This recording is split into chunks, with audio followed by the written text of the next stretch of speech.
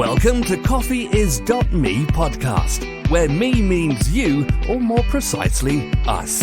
This is the show where your host, Valerian, without using any interrogation techniques, convinces coffee professionals to reveal their secrets to teach and inspire you to make better coffee and earn a few bucks on the side, if that's what you fancy. Let the show begin. Hey, coffeeis.me podcast listeners, welcome to another episode of your favorite podcast, I hope, coffeeis.me. I'm your host, Valerian Hrala. Happy New Year! I know it's a bit late, it's almost end of January, but it's better now than never, I assume. New year, new experiment. Today I'm going to try something different. In December, we had the Roasting Lab Pro business course, where future coffee entrepreneurs learn efficient ways of roasting, developing product. We talk about packaging, branding, sales channels, of course. The students have also opportunity to meet like-minded people from all over the world. I do this course every 3 months. It's limited to 6 students, and the next one is, I think, in March 2022. As a trainer, I feel really lucky. I have the opportunity to talk about my favorite subjects, coffee roasting and business. And of course, I meet business-hungry people with incredible ideas. And boy, I learn a lot from them. Meeting these students reassures me that the future of a coffee business is exciting. As a part of this course, we always invite guests who run coffee roasting businesses or cafes, and they are willing to share their secrets and maybe some tips with our students. In the last course, we had Joey and Sandra from Pink Owl Coffee. As an experiment, I've decided to record this podcast, and wow, students ask really useful questions. Sandra and Joey's energy was intoxicating. All I had to do is sit back and record it. As I mentioned before, I'm a lucky guy. I hope you will enjoy this podcast, and I hope some of this energy will rub on you too, because as you will hear, we really had awesome time. Enjoy. Joey and Sandra, welcome. Thank you. To the course. You guys started Pink Owl Cafe in awesome times. So we definitely want to talk about it. And also we have here students of Coffee Roasting Lab Pro, which is going to be awesome because I hope you guys have great questions from them. This is a time when you can exploit really the knowledge because we trap them here and they have the knowledge, they know the know-how. So let's just use it up. So before we go to the questions, obviously we want to know your story, why you decided to start a cafe and not a butchery, for example. Yes. What's the connection to the coffee, and basically what's your story? Okay. You want to start with the cancer part of it first? Yeah, sure. We can. So I'll jump in real quick. So I was in the corporate world. I was a consultant for like 25 years with a different business, and can you hear me? Oh, and I wanted to do something more fun. I've always wanted to be in the coffee world. And then Sandra had her own career as well. And then she got breast cancer. And then that was like the perfect timing for us to kind of follow our dreams. So I'll let her explain why it's named Pink Owl and how that happened, the perfect timing. And then I'll jump back in. Yes, as Joe said, we both had our own careers before we decided to open up a coffee shop. I'm a holistic practitioner and massage therapist by trade. I also have a pretty extensive history in the wine world, so that's where I kind of get my tasting palette from for the coffee world. And that's where I come into some of that part of it. About almost 4 years ago now, 3.5 years ago, I was diagnosed with breast cancer. And due to that, I had to retire from what I was doing as a career. And during that time, I had an extensive amount of time off for recovery, just between treatments and surgeries and everything else. So we spent some time traveling across California. We also spent some time traveling back East Coast where we're from. He's from New York area. I'm from Florida. So we spent a lot of time traveling back home East Coast as well, and into New York and stuff like that. And as we were exploring a lot of the New York area, and we started talking to some friends of ours who own a coffee shop back in Florida, we started to realize that a huge passion that we could both be a part of and we could both have a career that we could both actually contribute to. That as, we decided we had spent so much time together over my recovery that owning a business is really not that much different than having a relationship together. So at that point, we started to focus on putting ourselves in the coffee world even more than, what we had researched on our own. Once we came back from visiting some family in New York and spending some time kind of like in the Manhattan area and the Dumbo area, which is Boston. Not Boston. Brooklyn. Thank you, Brooklyn. In the Brooklyn area. I was way off. But after we just started to see the coffee shops and the things that the East Coast was offering as a retreat for people to go to study, to work, to mingle, to be with people, to have a safe place to go to meet with a stranger or a friend or whatever it is, we just started to really realize a coffee shop was what we really wanted to pour our hearts and souls into. It's true. I mean, think about coffee is a ritual. It's a daily ritual that people go to every day. Sometimes multiple times. There's not another business out there besides alcohol that people will probably go to every day. Yeah. Those are the two, Yep. So it's one of those things that it's fun, but also it's a lot easier than a restaurant per se or whatnot. So to interrupt, Sandra, just a little bit closer to your mouth. Think of you as a rock star. Rock star, exactly. Okay. So that's why we chose the coffee world, and coffee is it's something that you almost like. It's like a vortex you go into. It's like another realm. It's another world. Like it's a magical vibe. Even like back in the day before there was even like Starbucks, Joffrey's, or like Dunkin' Donuts, and you just go in this coffee shop or this little cafe or a diner somewhere, and like it was just magical. You just wanted to stay there. You wanted to be there. And now technology could work there, and you could do things. So it's a fun world to be in. So it's a great world to be in that we are able to donate back to what saved my life. So we donate a portion of our proceeds go back to the grant that is set in place. There's a grant for breast cancer research and recovery. And so that's what helped me get to being where I am now and being healthy and actually being able to sit here and talk to everybody today. And so we pay back into that grant. A coffee shop is something that's a little bit more beautiful to kind of have as a staple to give back into something than say like you said, like alcohol or something like that. So we wanted a community-based something that was able to be utilized by all parts of the community, from families and children to adults and older people.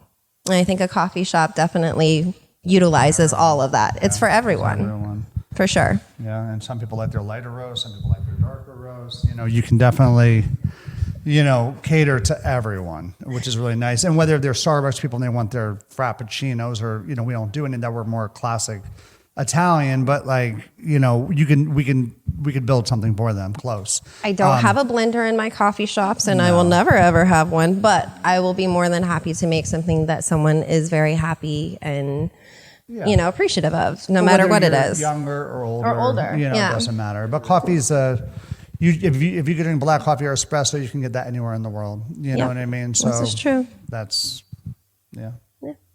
So that's the story of us. Pink Owl. The reason. So how we came up with Pink Owl is we sat there over a bottle of wine and we were thinking of names, and we wanted a name that no one else had. So we researched all these names. Pink was great for the breast cancer. Owls are nocturnal. We love them. And there was not another Pink Owl coffee in the world. Our theme, our logo is more like my hat. It's black and pink, like this. We have different variations, but it kind of pops our packaging, our marketing. People walk in our cafe all the time and ask us, like, how many cafes do you have? It's really cool. It looks almost corporate in a sense. It looks very structured. And we have 2 cafes, and we're about to open up a third one too. But that's how the name came about. Now, as far as, we opened up February 6, 2020. It was a month before the pandemic. Yeah. So it was horrible. Yeah. But we pivoted. We made things happen. We did what we needed to do to, stay in business. We did DoorDash, Uber, Grubhub, Caviar, like anything, any platform. a lot more work, but anything we could do to just, get our name out there, get the coffee out there. We did a lot of promotions, a lot of donations, a lot of, different things like that. We even delivered coffee ourselves. We physically delivered Yep, coffee. everyone knew who my black little Forerunner was. Everyone's like, oh, here comes the black Forerunner with pink owl. And I'd pull up with your coffee and your beans and everything you needed, and off I went on my own merry way. So. And in the beginning, we didn't roast. Valerian did most of the roasting for us. I didn't have time. It's kind of one of those things that stay in your lane.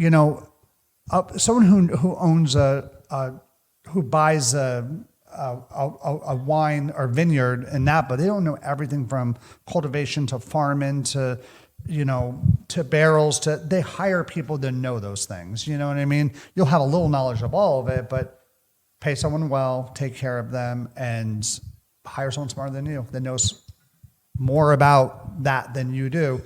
Maybe you have the time and you can learn it one day, and but that's what you do. So you said I was such an awesome roaster that you picked me. Thank you so much. Yes. I'm kidding. Yes. But the point is okay, so why did you decide to start your own roasting? Okay. So actually, first we were doing some coffee tours. We were going around all the way through California. We started in the city, went all the way down to LA and a little north of here as well. And we picked all the local coffee shops that we liked. We tasted all their coffee. We did our own kind of cup-ins there. We would get some ground coffee from them and do some cup-ins. And we decided, we actually drove by here and we saw you and William here and Marcus, and we came in here and we talked to you guys, and it was kind of like affirmation. And then we found a place that was available. So we decided to sign the lease and start the construction. Oh my God, I thought it was going to be like 10 grand to open up this place, and it was 10 times that amount. You know what I mean? So, but luckily my brother helped us out, build out the place. We got everything done. We got passed with environmental health. We got everything done. We worked a lot of hours, but we finally opened the doors. And was that your question? Why do we? No, my question was because I'm such an awesome roaster, you said. Yes. Yeah. Oh, I jumped forward. Why did you decide to betray? No, I'm kidding. No. So basically, business perspective-wise, why did you decide that you pivot and you start to roast your own rather than just buying it from somebody else? I guess because I wanted to expand my business. A lot of the coffees we were doing in the beginning were just Brazil coffees, and a lot of cafes have anything from Kona to Ethiopia to Java to a lot of South American coffees, and we had a relationship with a green bean buyer locally, but I wanted more relationships. So I knew that if I was in a community setting, that not only could I learn it, but I can teach someone else it. So part of it was cost to bring it down, but another big part of it too was to build my portfolio of coffee and coffee knowledge. And to learn all the ins and outs of everything. Yeah. I mean, literally from green bean buying, where your beans come from, who they're sourced from, to how it's roasted, and just different processes, yeah. whether it's a natural, whether it's a honey process, whether it's a wash process, as far as decaf, whether it's just water, whether it's chemical. Like there's different things out there that we wanted to try. So now with our knowledge, and we're not the most knowledgeable, but we do very well. Anything that you see in our cafe that have permanent stickers, they're kind of our customer approved. So we have like a pink sticker, and it's a custom pink owl blend. We have a blue sticker for a bunch of coffees. We have 20 different origins. Well, 20 different coffees now, about 11 different origins. But some of them we won't do again. Some of them we won't do again. And then it just depends on, these green bean we used to get some Brazil green coffee for $2 a pound. Now they're $4, they're double the price, and other coffees out there are triple or quadruple. You can't even get them, they're stuck on containers and whatnot. Wherever in the abyss of COVID. Yeah. So you have to kind of figure out what works for your business and what doesn't work for your business. So. And the really beautiful thing is one of our sons, he's our roaster, and he loves it. So, we try to make it as much of a family-oriented business as we can. One of our boys helps us with more managerial stuff, and the other one does. He's the master roaster, but we have other people to help him as well. Of course, yeah. And then we've actually went to Co-Row, which is a co-op roaster. It's kind of like this, but like a lot bigger and bigger. They have everything from Mill Cities to Probats to Loring, couple of Lorings, to San Francisco's, and they have profile roasters. They have sample roasters. They have a cupping room upstairs. They have a Laura Mazzarco machine, like an old Linea, so you can do little presentations there, and then they have all the bins and the and the tumblers and the package and seal in. I mean, they have everything. So you pay a monthly membership for this place, which is great, and you can just share that space with other roasters and there's a lot of people on that side that don't own cafes. They just do wholesale or sell like on Amazon, and a lot of them are farm owners or their family lives in that country and operates that farm, and then they're kind of like the importer exporter part of it. So we've actually picked up a couple of relationships there as well. And then just the turnover in and out, people that have worked at Blue Bottle or worked at Linear or worked at Sight Glass or some of our favorite places, we get to pick their brains and whatnot as well. So it's really been a good community thing to help us build our brand as well. So absolutely. And now we're in grocery stores. We're in a bunch of restaurants, and we're actually about to get into Whole Foods, which is one of the big accounts. Yeah. Nice. Yeah. Awesome. So thank you for the intro. And these guys here are awesome. They have so many questions. Yes. I cannot even have lunch. I'm kidding. No, it's really awesome. It's a good group. They are very smart about business. So go for it. Here's Mike. So come and I think say your name and. Hi, I'm Aaron Taggart. I'm a master roaster and owner of Two Trees Roastery. Nice. So I had a couple questions about like you guys starting up, because obviously you guys had to get bags, right? Yes. So my question is what did you guys do to try to find like the best prices, and what websites or retailers did you find that helped you with all the like smaller things like bags, stickers, stamps, stuff like that?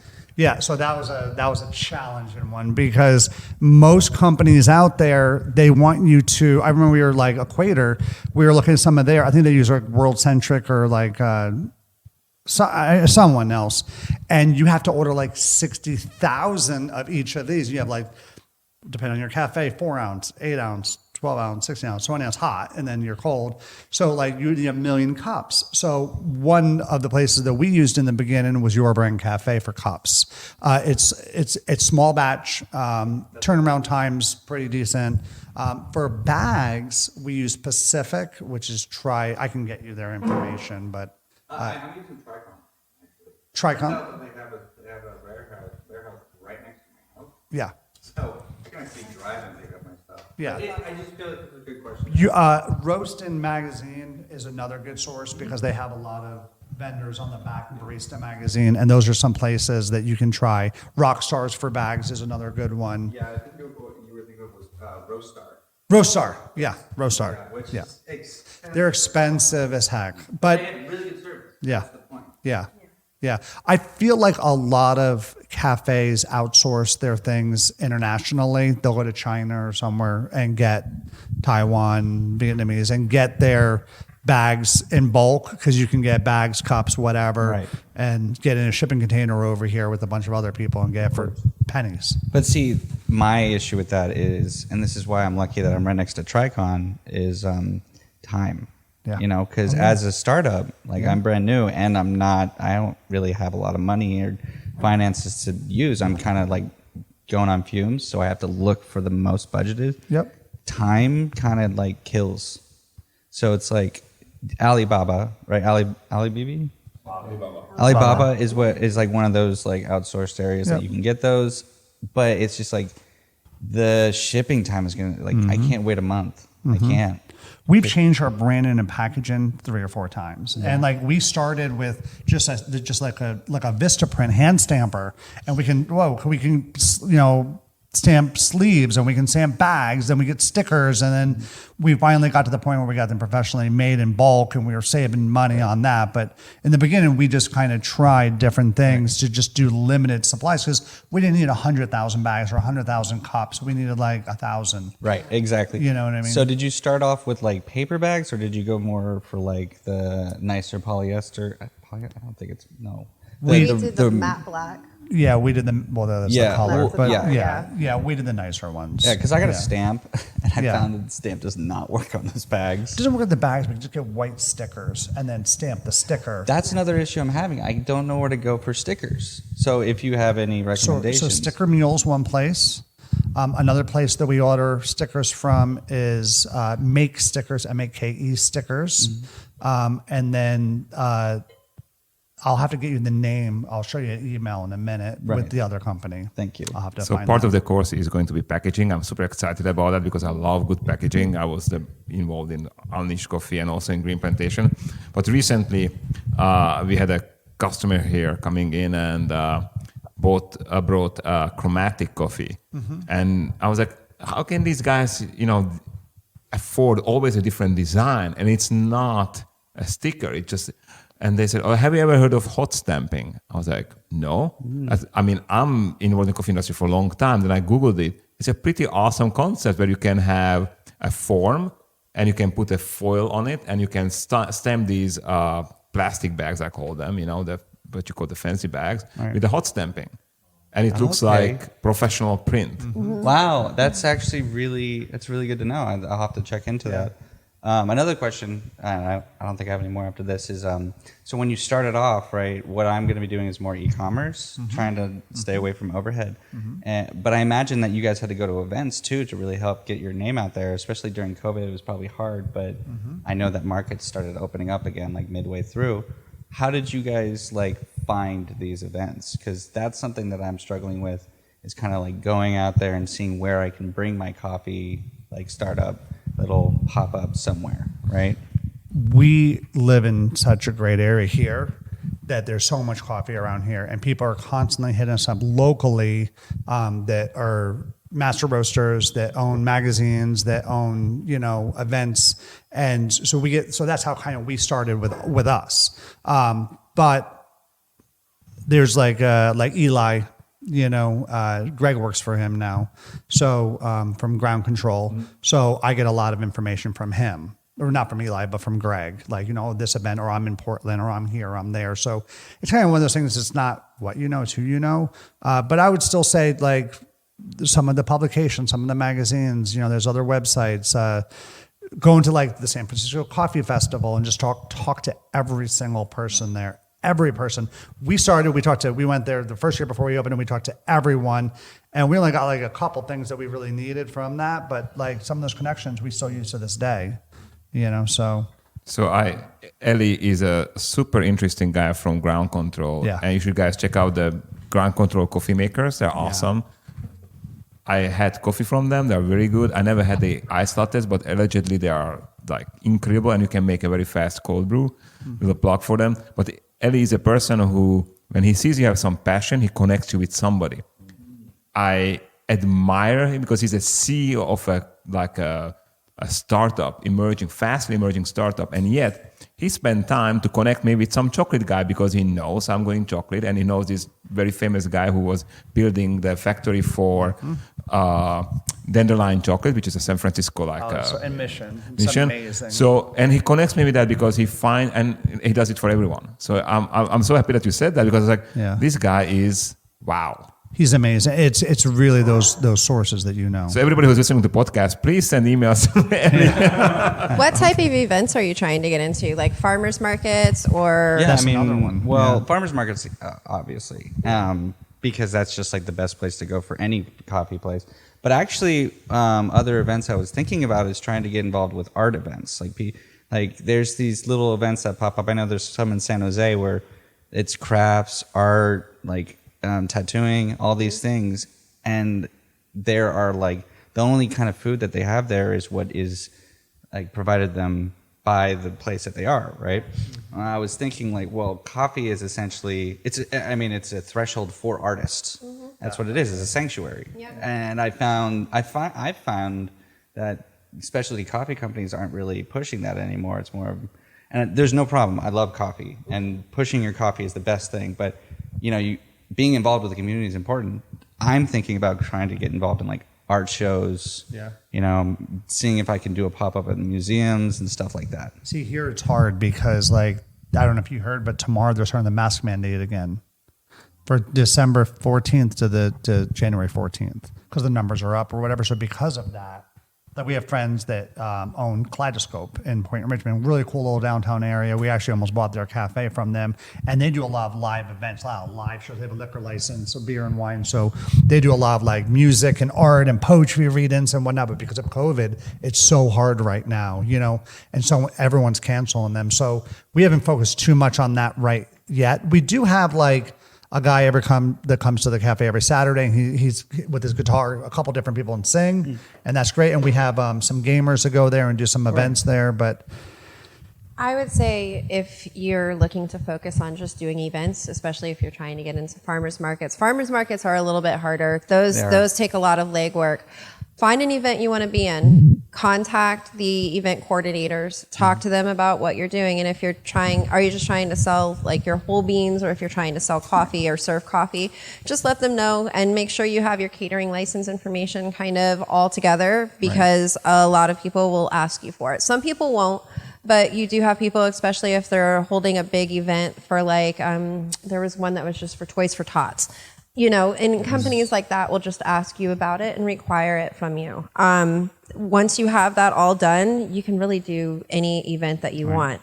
Another good source of events, surprisingly, are wineries, especially whenever they do, especially wine when they in the morning, or even whenever they're doing events for like holiday parties or specialty parties because they'll close down their wineries for specific people. So do you guys go up to Napa a lot and try to do startups and stuff? Are you thinking about opening up a store near the wine area, Sonoma and stuff like that? We have one in Petaluma. Yeah, we have one in Petaluma right now. We have one next to Whole Foods on East Washington. Great. We've talked about downtown Sonoma area. We have talked about downtown Sonoma area. Yeah. Right now, we're focusing on this area because we might be getting a roaster. Something I'm going to talk to you about later on. Some questions I have for you.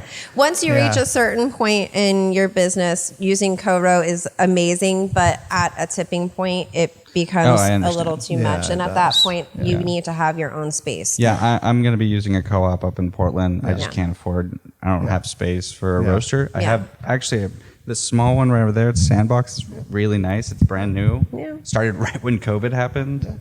So it's not, it hasn't gotten big. It's okay. But you just got to put in the legwork and keep it going. Yeah. That's the most important thing. Just keep it going. Right. Another question I had, more about marketing actually, is that you said that you guys kind of like, I mean, I can. No, go for it, but let's give place. Sorry. You can come back again. No worries. I'm just really excited to talk to people about their coffee shops. I was thinking about doing more social media type of, Absolutely. and that, I mean, like we're talking like going to YouTubers, TikTokers, and getting them to promote for you. Yes.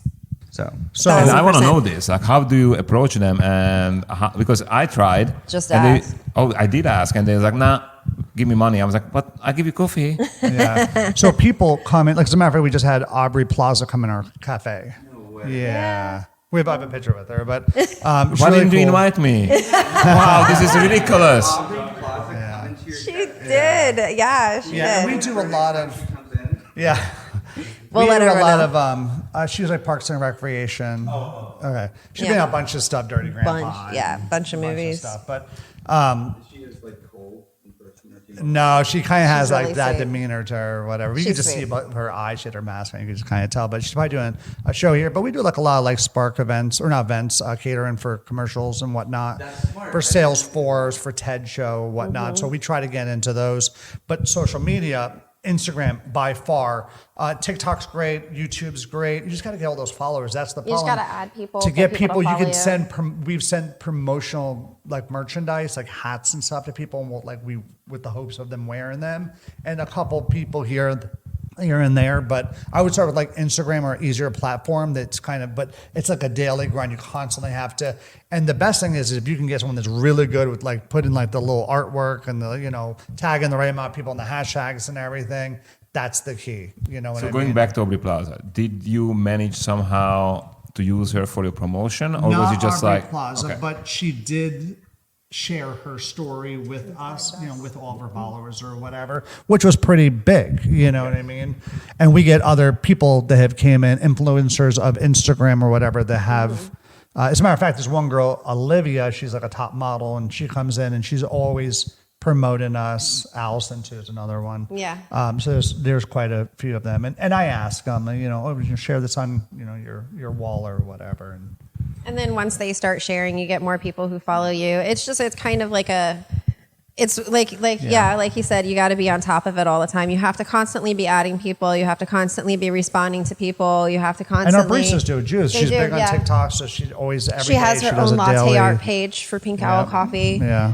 Her and the baristas will compete against each other on latte art, and they'll post it up on Instagram and stuff. Yeah. Huge. It's free advertising. It's huge. It's the number one thing that got us to where we are. Yep. Instagram and TikTok. Instagram or social media. And so Sandra does like Petaluma Foodies. There's a lot like local with Facebook. Yeah. And there's like Marin Foodies, there's Petaluma Foodies, and they'll like the ministry will allow you to post like one thing a week or a day or something like that. Yeah. And that brings in a lot of business. And we just try to capture people that haven't been. Another big marketing, we use Square. So Square does marketing, and we have a loyalty program. So every $4 you spend, you get a point. Every 10 points, you get $4 off. So one big promotion we're running right now is like if you buy a $100 gift card, you get $25 free. So I always tell people it's like a gift for you and then a gift for them. But statistically, only 40% of people redeem those gift cards. So it's a win-win for the business, you know what I mean? But it's also, we don't put expiration date on it. So, we're not trying to deceive anyone, but, that's a big thing. We also try to get people back with, a lot of these companies will have good marketing for you. So whether it's print, radio, TV, whatever it is. So for your social media, have you always run it yourself, or do you hire somebody, or how does that work for you guys? Now we do it ourselves, but we're in the process that we might be hiring someone in the future. As a matter of fact, there's one like Erica, she's a yoga instructor, and she has like a couple 100,000 followers or whatever, and she stays at home. So try to find those people and just be like, hey, they like doing that. And they would love to do it as a business and maybe just barter with them. I'll give you free coffee. I'll ship you a coffee. Oh, coffee club too. That's another big thing. That's a huge one, yeah. Huge one. You know what I mean? Yeah. Mm-hmm. So now, quick question. We've talked about... Oh, wait. We changed the students. You are Sebastian. Oh, sorry. Sebastian. Hi, Sebastian. Hey, So Sebastian. actually, for Cafe Talk Coffee, I'm in Tempe, Arizona. So Nice. my family has a coffee farm in Colombia, and I bring my Nice. coffee from there directly. I'm learning how to roast with Mr. Valerian here. But yeah, I've been facing a lot of challenges as well, coffee shop, and now trying to do the roasting. Curious, what was your experience? Because I've heard, starting from scratch, then creating branding, packaging. I would love to know, did you notice a change in customer behavior once you started to creating packaging, branded cups? Absolutely. Everyone says, oh, you should have a drive-thru. Drive-thrus are cool, but it's not that third wave coffee place. A drive-thru's like here, Java Hut, Java Detour. It's grab and go. It's just drive-through. People don't. So here's, for us, we want to get our coffee in as many as many restaurants as possible, and do a lot of wholesale back-end stuff. But the problem is that if you have one cafe, no one cares about you. When you have 2, 3, 4, 5, everyone wants your coffee. So to build that brand, I feel like the packaging is huge. You know what I mean? Everything's uniform. The packaging for the coffee bags, for the coffee cups, for the shirts, for the hats, for the everything. And people come in and they're like, wow, how many locations do you have? They think that we're like this big corporation or, whatnot. So I think that that's very important. From day one, that's something I've always wanted. And our regulars. And I mean, we have a cult following at this point in life, which is amazing to say. I love that. But our customers will instantly notice whenever we have new merchandise or if we've changed something. We have a girl who works locally with us who does tie-dye shirts for us. Yeah. Literally, we can't keep them on the shelves because our customers are like, that's cool, that's new, that's interesting, I want it. And we just introduced, it's weird, but tumblers, our own personal tumblers with our logo on them. We've almost sold out of an entire case of them. Yeah. And it's just because our customers have seen our logo, they love our logo, they love to promote us, they love to show us off. And the only way that that's really happened is by us, one, having a brand before we opened. We already had our logo. We already knew what we wanted to promote. We already knew what we wanted things to look like. But we've had to grow into some of our things. Like we've had to grow into our bags. We had to start with a stamp because as monetarily wise, that's what we were able to do. Now we've grown into having bags that have their own stickers, their own logos. They're, absolutely gorgeous bags to have on a grocery store shelf, but it's something that we had to grow into. We grew into it. We did, but our customers immediately notice changes. If we change our cups or if we change... we do holiday cups now, yeah, for instance. and so they're everyone, all different. they're all different. One's Everyone like a loves mistletoe them. thing, one's like a red like snowflake, so we'll do different things for different. And now, like, it's very interesting because, like, one of the things I always think about, like, you have, say, your sales, even if it's a roastery or coffee shop, let's say you say $100,000 just to make it simple. How do you guys determine how much to spend, like, in marketing? Because that's always a question that goes to my head, like, if I spend too much, I don't make money because now I'm losing money. Yeah. I don't know if you guys can share, like, top of your head, how you plan about Sebastian, that. specify what do you mean by marketing? Actually, it's a great question. So when I think about marketing, I'm thinking about like all the branding assets, for example. Yes. Let's say you're doing cups, you're doing bags, because let's say you have great coffee, you put in a craft bag, say you sell it for 15, now you got a nice bag, that bag costs you probably 4 times what it costs you the craft bag. So it's like, how do you decide when to do So one thing we do to this day is if we use like DoorDash, Uber, Grubhub, or one of the platforms, we just use white cups. They go out. If someone walks in the cafe and we want the hopes that they're walking around town with our cup and they're posting stories and whatnot on their wall, we'll use more. So we kind of pick and choose. To answer your question though, like how much do we like know what to spend? It's a kind of all trial and error. Every business is different, but I would say to go month by month and kind of see. But I feel like the important ones are like your coffee cups. If you have a cafe, if you're just back in wholesale, it doesn't really matter as much. Your coffee bags, and then we also 5-pound bags for wholesale to slap a sticker on there because when a restaurant gets that, they might display it up front. You know what I mean? And we could actually display it up front in our cafe. Another big thing that if you do have a cafe or you're thinking about physically opening up a cafe is all the little like Hario, V2, and the grinders and all the little retail merchandise. You really don't sell a lot of it, but the more you can have, the better. Because when people see all this stuff, they're like, oh, look, this little hand roaster. Oh, look, this little pour over. Oh, look, this little like gooseneck. Oh, look, this little, and all your merchandise. And they say, and like no one else has that. And they're like, the big cafes have it. So the little things make a difference. Another thing is an app. Like we have an app. And we didn't build the app. It's just there's companies that service them. And you can pay $100 a month or whatever it is, depending on what you have per store. And you have 4 stores and you pay $400 a month and you have an app. And people are like, oh, this is like Peace. This is like Starbucks. This is like Phil's. This is like, it makes yourself bigger for not that much money.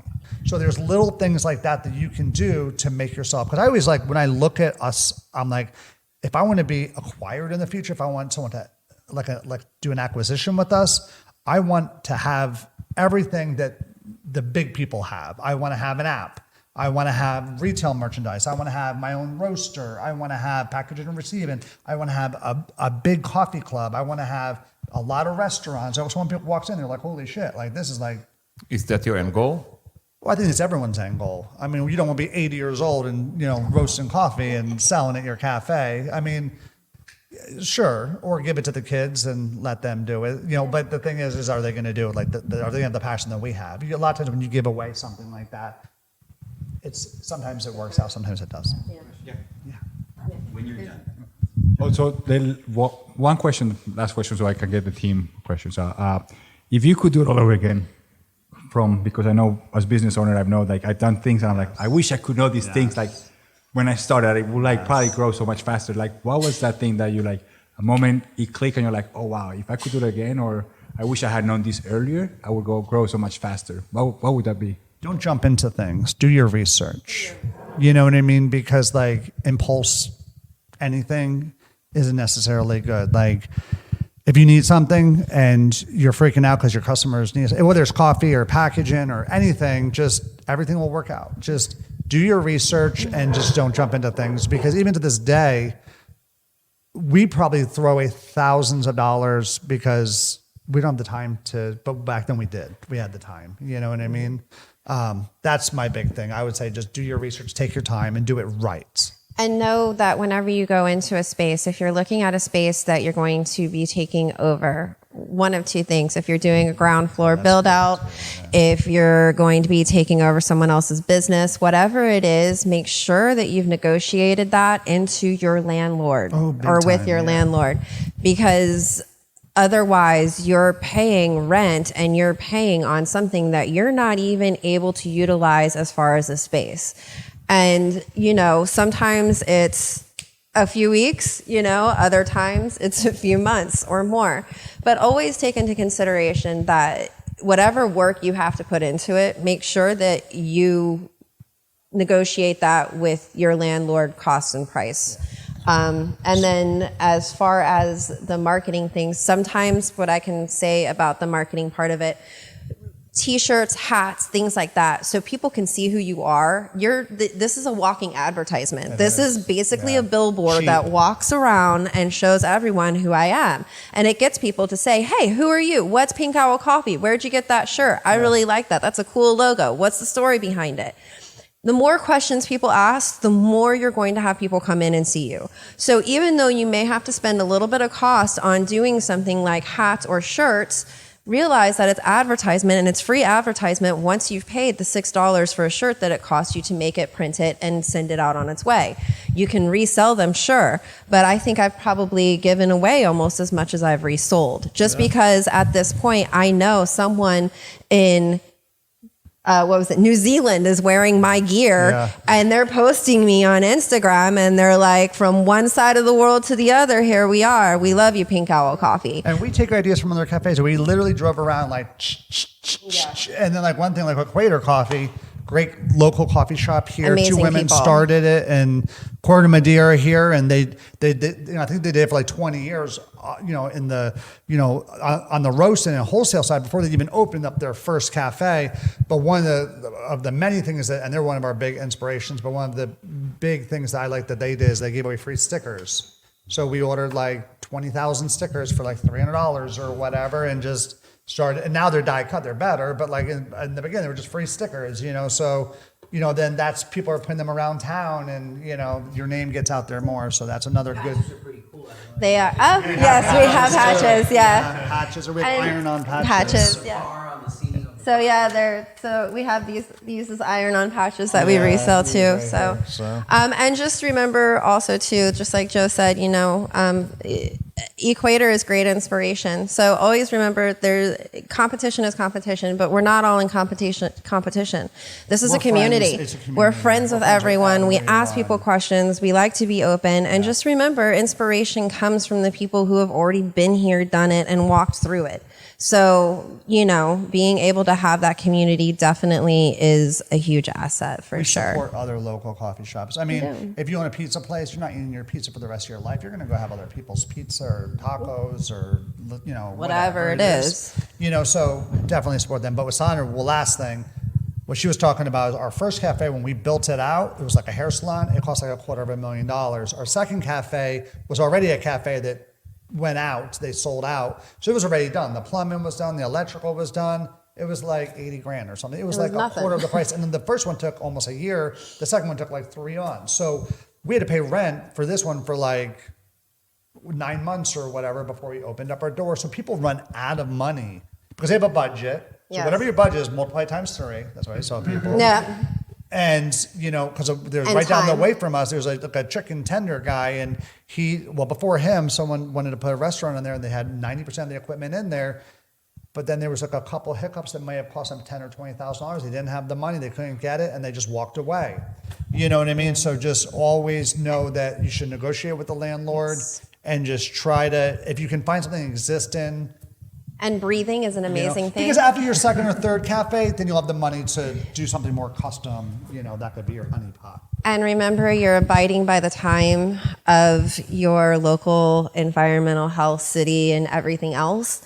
So just remember that whatever time you think it's going to take, if you think it's going to take 2 weeks, expect it to take 3 months. Yeah. Just because they tell you, okay, thank you for submitting, and in about a month we'll get back to you. Yes. So just take that into consideration too, that you are going to get frustrated. It's going to happen. You're going to wonder why they're taking their time and why it takes so long. but the end result is the best part of it all. So, you know, go ahead. Hi, I'm Michael, and Hi, Mike. I'm just beginning in this whole thing, and you know, I've thought about, should I just roast beans and sell online? Should I roast beans and try to sell to a restaurant or something like that, maybe events, or should I have a coffee shop? And so it sounds like that a lot of your success came from having a coffee shop. Yes. And that's how you started, and you got a lot of exposure and personal exposure and people on Instagram and all this from that.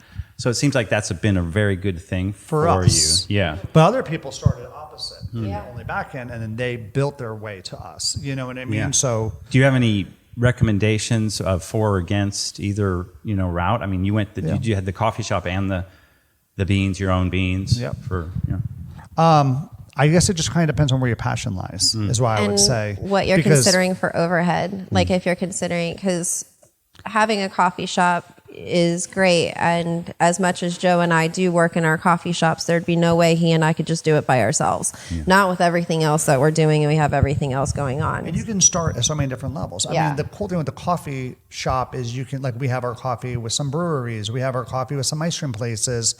You know, we've been asked to put our like carts or like campers built out into office parks and things like that. So, you know, you can start, like, there's a really cute place called Central Perks or Coffee or something.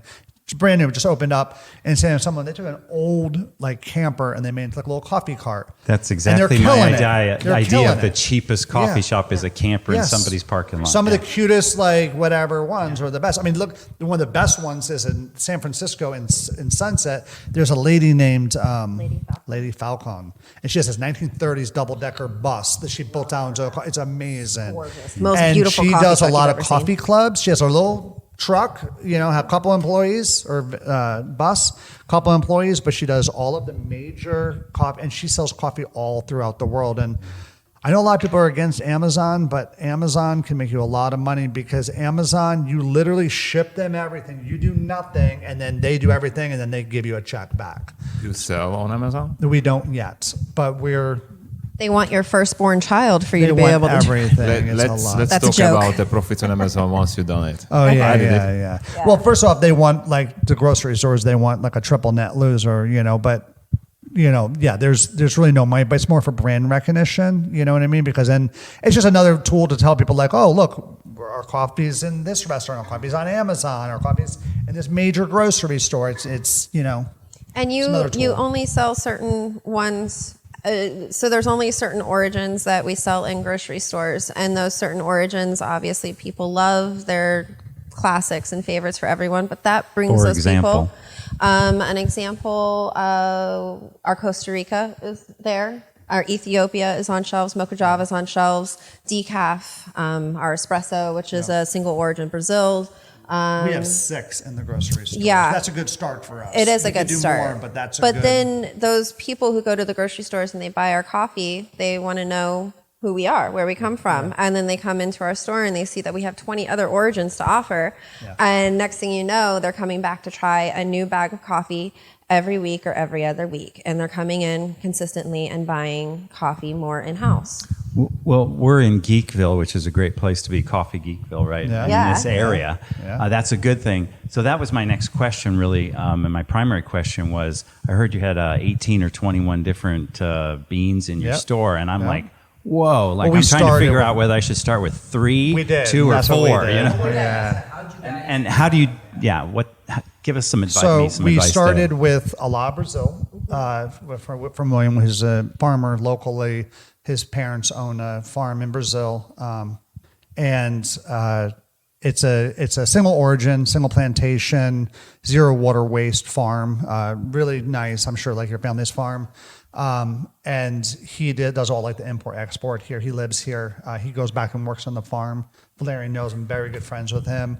And we were buying his beans, but we didn't want to just be only Brazil farmer, or coffee shop. So we started contacting some of the, Coro was a great, because they introduced me to Sacafina and Ally and Royal and all these other people. And then you get all these local farmers as well, like your parents own so we talked to a lot of these people as well. And we'll try different coffees. But I feel like with us, more choices is better, because so many people come in, they're like, oh, you have like 3 Brazils, you have like a Costa Rica, you have all this Central America, but you don't have any like Javas, or you don't have any Conias, or if you don't have any, or you only have one African coffee, why aren't you why don't you have a Kenya AB? Why is there only?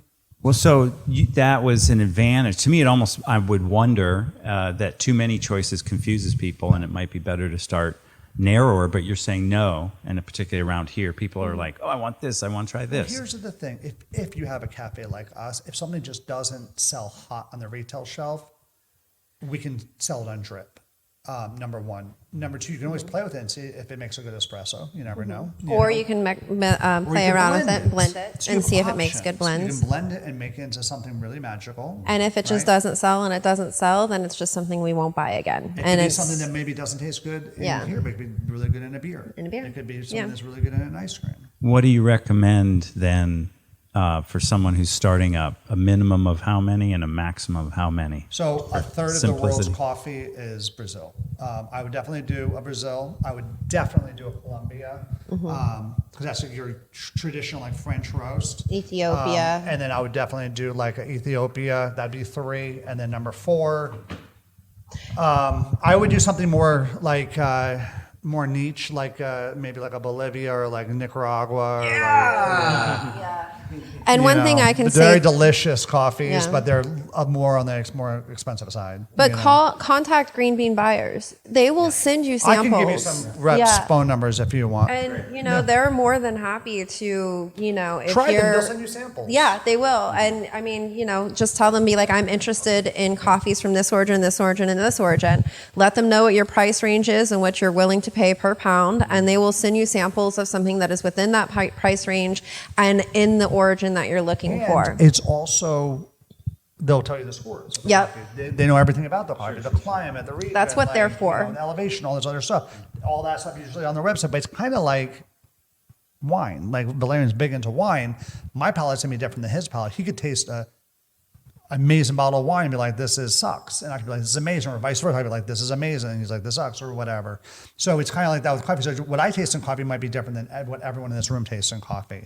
Absolutely. But part of the coffee world too, depending on if you have a cafe or not, or other combinations, like if you do open up a cafe and you're doing lattes and traditional macchiatos and cortados and flat whites and things, keep in mind that the syrups, the chocolates, the milks you use is going to make a big factor, because your espresso's masked. 20-ounce latte, you're never going to taste never espresso. I know don't care it. how good your palate is. So your Yeah. milk's going to be a big determinant factor. Your syrups is going to be a big determinant factor. Your sauces, yeah. Quality And is try not to key. get what everyone else gets. Try to get a local company, local honey, local chocolatier, Local milk. local milk. Like we use Clover. Try to get local stuff. That's really, Strauss is really great, but they're super expensive, And then for like oat milks too, for your alternative milks, try to get all the barista series. Get the Pacific, the Cliffias, the Oatleys, because they put a certain amount of fats in there that will allow them to seem, so you have that good consistency to make that good latte art and stuff. Don't just use the cheapest like Silk or whatever. You don't want to use that. As a barista, please go. I'm Ed, guys. I'm from Nicaragua. Come from a Hello. family of coffee growers, 3rd generation. Nice. We do milling, and hopefully I'm going to be doing some importing soon, right? That's great. Great.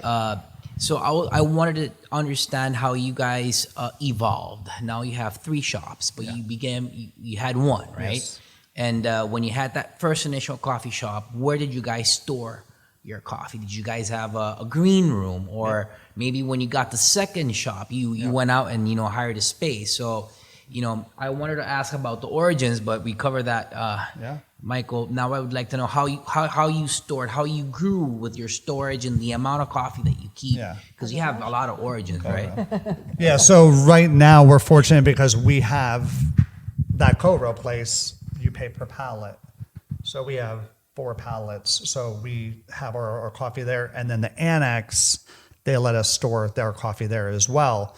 But if we didn't have that, and that's why it's funny, because our cafe, we got the space next door, and it says future home of Pink Owl Craft Roasters. And people always ask us like, "Oh, you putting a roaster in there?" I'm like, "That was the original plan. We were gonna put like a little roaster in there, but like, there's no way. We need like a forklift and like commercial warehouse and shelving, and there's no way. Like, you know what I mean? And I want to be like a waiter. I want like 7 roasters in my roaster. Like, I don't want just one because one's good for one thing, another's good for another thing, another's good for another thing. So between our garage when we started to our cafe, you know, keep in mind everything above, you know, you can always store. Trinity shelves are great because you can, you know, for lightweight stuff. But for beans, we are fortunate because we have the co-row and the annex that stored it for us. So like, Sorry, the co-row is different from the annex. yeah, so co-row is where we roast. It's like this, but like on a bigger scale. Yeah, the roasting machines. And No, the annex is where the shipping containers come in and they store the coffees. Yeah. And the annex is basically all green beans. There's nothing there that's roasted. So they're just importing everything from the shipping containers and stuff.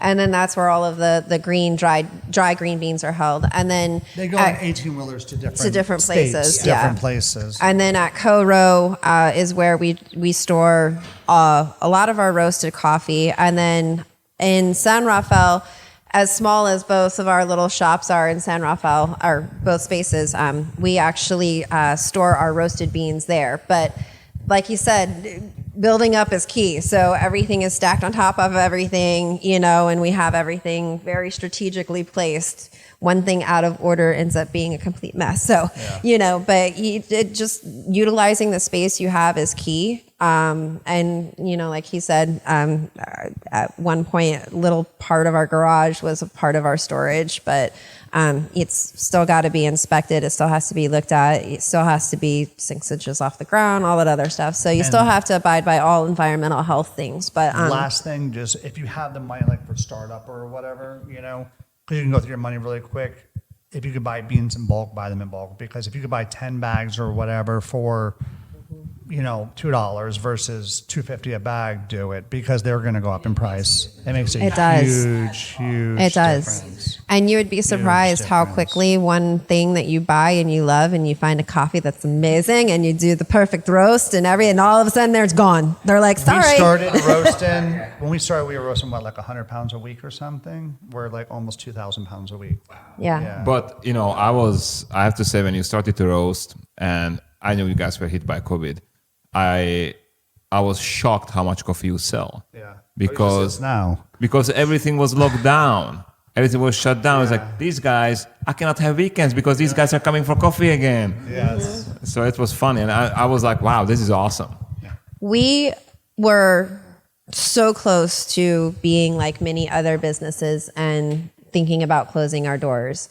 We sat down, we thought really hard and contemplated over what we needed to do. And Joe was like, you know what, let's try to stay open. Very next day, I contacted everyone I needed to, from CDC to environmental health, making sure that I was allowed to keep my space open and making sure that I was allowed to be deemed an essential business. Because I can have everything to go. No one has to come into my space. I can have delivery and everything. I pivoted so hard. I don't think my baristas really knew what to do because at that point we went from having no platform to having every single one you could think of. Well, not only did we platform that way, but then when you start looking at your costs, you're like, you know, because before you just order and stuff, and you're like, well, how much am I really paying for this? Can I get it cheaper?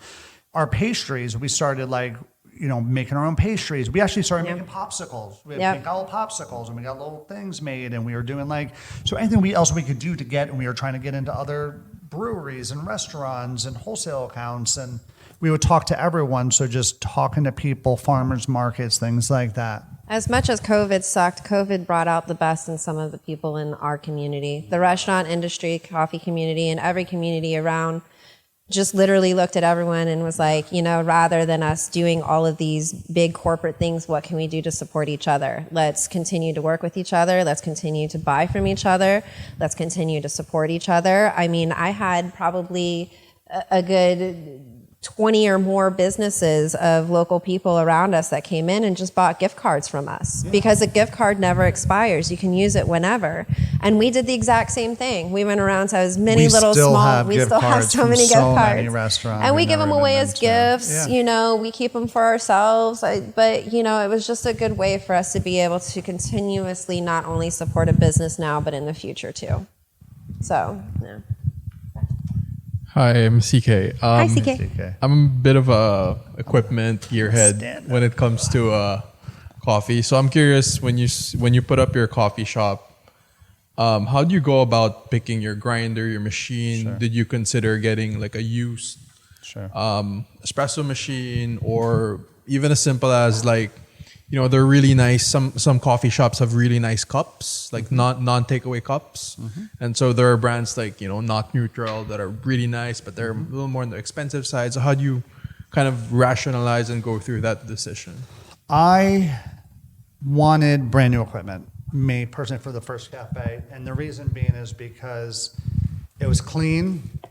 I knew there would be no dependability. Can we for a second? Like my back's like the dependability. So we started in our first cafe with the Larmazarco Strata. So it's like one of their top of the line, really beautiful machine. I love it. It's great, and we have master grinders, 2 of those, and then for the equipment. Should we do Bunn? Should we do Fetco? Should we do Curtis? A lot of people are going away from Bunn and going to like Fetco and Curtis. But then Bunn kind of like, since they lost a lot, they kind of like reinvented themselves, and they have some really good equipment. So we went with Bunn, and we love it. For their batch brew, for their our grinders for The batch grinders. And then, as far as, are you talking about like that, or like refrigeration and stuff like that too? Everything. Just like that stuff. Yeah. I'm not talking about takeaway cups, like the cups. The in-house. Oh, the cups. Okay, so I found a company. Yeah, there's a company called Acme, ACME. So I love them. I think their cups are really cool. Especially like their espresso cups, their cappuccino cups. And they bounce. Latte cups. They bounce. They don't break. They ship them fast. Our Lots barista, of they go different through a colors. lot of abuse Yeah. and a lot of good colors. They have great turnaround time. They have great little espresso spoons. Yeah. They have, They have everything. They have everything. And Sorry, just even as small as like Christian, I mean, sorry. Sorry, even as small as like tampers, distribution tools, because distribution tools you can go from like $10, you can go from like $250. So when we started, right? Or do you ask were your barista using- or like? No. Actually, it's funny. We did ask a barista, and she's like, it's kind of like a conflict. A barista of a local coffee shop that we went to, we used to support, and she's like, it's kind of like a conflict of interest. I'm like, why? It's like common knowledge that we bought this, but like, I'll find out myself. So we, at first, we went to like espresso parts. It's a big one. Now they buy in super bulk, so sometimes you can get a better deal with them than you can directly with the manufacturer. For instance, Hario USA, unless if you're buying in super big bulk, they're only going to give you like a 15% or 20% discount as their wholesale. Whereas they'll get 35%. They'll mark it up, but you'll still save money with them. Money, yeah. So we now try to go straight, we go straight to like AeroPress. We go straight to Hario. We go straight to like Pacific. We go straight to all the people that we want to get equipment or cups or whatever from. If we can't find it, even like the tampon equipment or whatever. In the beginning, we just started with Amazon, because I think we still have tampers from the beginning. You know what I mean? Like they don't go bad, like for the most part. It's weird. Once you find a tamper you like, it's kind of like your favorite coffee cup. You never want to use a different one. So you try to, even like Chemex, even like Barista or Barraza or whatever for the grinders, the bird grinders. We go directly through them. Try to get those wholesale channels because number one, you don't pay tax. Yeah. Number two, if you have a seller's permit. And then number two, you are getting everything at wholesale, like true wholesale. You know what I mean?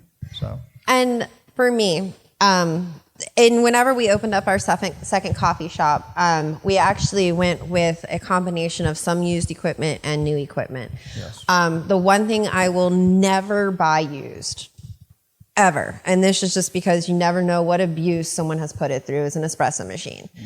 I would say never buy it new. You have to know a lot about it. You have to know, you need to know the person who's rebuilding it. You need to know where it came from. So we use Dolce & Nevi around here. They're a local guy in Petaluma. They're great. Awesome. They're Larmazarco and I think Bunn or retailer or whatever. So they buy directly from them. They do all the sales and service. They do all of our service. We have them come in and do all the the little things like the gaskets and But like the Filtration burrs of the stuff. grinder, we can do it, but like I'd rather them just do it. They change out all the filtration. It's other things we can do. So there's things you can save costs on. A lot of those things you can do yourself. You know what I mean? But like we're too busy. I don't have time to go buy all these filters, change them all out and everything, and keep time. They do it all for it. It's like but.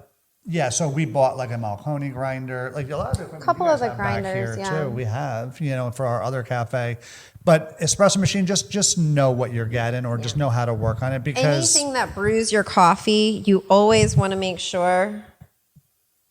that's the most important Yeah, thing. anything that brews your coffee. Your grinders and stuff, are important too, definitely, because you want to make sure that obviously a consistent grind is important. But I feel like a grinder can be refurbished a little bit better than an espresso machine can. And to me, whatever is brewing your coffee is going to be extremely important. And if you buy your espresso machine off of the mom and pop store down the road, who's just trying to get rid of their espresso machine, you may end up paying more money and building it out and fixing it and refurbishing it and doing more maintenance on it than if you just would have just bought a brand new one. And they'll work with you. There's finance deals. I mean, for instance, Exactly. our Strata, we have one like that. A Strata, so 3 group, it was $25,000. In our second cafe, we got a Linea for $10,000, brand new. You know what I mean? It was their bought, but I'd rather that than like some used 3 group, like something Whatever. whatever. Yeah. So and it pulls amazing shots. Beautiful It's machine. dialed in because that's. Yeah, and not everything is La Marzocco, by the way. It's No. not. As much as I love La Marzoccos and Yes. having them here is our best choice, but if you cannot afford La Marzoccos, in my company in Green Plantation, we don't use La Marzoccos, but I would never buy a used coffee maker. No. Because if your espresso maker shuts down, your business shuts down. You're done. You're done. You're done. If you can't make coffee, you can't be There's open. a lot of great brands to buy from. A lot of great ones. I mean, espresso machines there's hundreds of brands, and there's some The beautiful big machines thing is parts. too. There's some really cool espresso machines. There's some foot paddles, and there's some other profile, shots and whatnot. But they could take a little longer if you have a line out the door. You want a workhorse. You want something that can bang out. And if it needs to be consistent fixed, it can be fixed quickly. shots. And the parts are easy to get. Yeah, They're not parts are like, easy to get, exactly. And technicians, yeah. Aaron again. I had a question about actually your ceramics and your shirts and stuff. Do you guys design them yourself, or do you get designers to come in and work with you, or what is your like? We do We most came up of with stuff. the logo, yeah. but most companies, if you send them like a vector file or whatever, they'll even if you don't, if you just like send them a card or something, they'll recreate it. Yeah. A lot of times there's like a one-time setup fee for, depending on what you're doing, it could be 25 to hundreds, but they'll continuously work on an improvement until you approve that image or whatever. So And our friend Chrissy is the one who helped us design. She's an artist, and but so, she just drew it, and then Yeah. we had to get it like professionally Professionally formatted done, yeah. into like a vector. and we file. chose the file font and stuff like that ourselves. So So I had another question that's about finance, actually.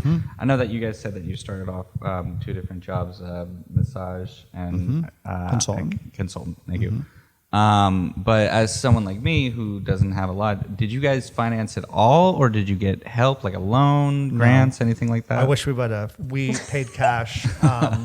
we The SBA and is we amazing. Used, and we used savings that You say we SCA? had. Yeah. SBA. Yeah, what am I Small Business Small Administration. Business Administration. Okay. SBA.gov. Yeah, got it. Okay, they're amazing. They do so many different grants for new businesses Wonderful. and loans and whatnot. But then And a their lot of their loans have low percentage rates too, usually. So they're kind of they help small businesses, but they also try to help keep you in business too. They don't just rake you through everything by charging you interest. yeah, it's out the government wazoo. backed. As somebody who like has to really think about that, you have to think about whether or not what you're getting, like a loan, is that the best choice for you right then and there?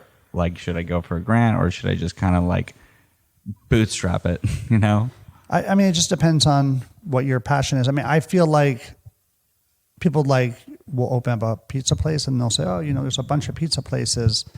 But if you're passionate and you go in there every day early and you're like the best pizza place out there, you have fresh ingredients and you really have a passion for it, you're going to succeed. Of course. So if you're in for the long haul, get the loans, all day long. Definitely try to get the grants. It depends on your time too. Like if you have time and you want to just sit there and apply for a bunch of different grants or whatever, it might take a while to get back. But I mean, I would definitely, and a lot of these companies, and manufacturers, and even like with the equipment like Dolce & Neve that sells this, like they have financing available. Is that right? Yeah, and then a lot of credit unions, banks are publicly traded through the stock market. Credit unions are privately or employee owned. Like they're ran by like telephone companies or car companies or power companies or whatever. So depending on what credit union it is, they're easier to get loans, business loans and things like that from. So I mean, I would definitely, you don't want a bunch of inquiries on your credit because that's not what your score is, but, I would definitely try to,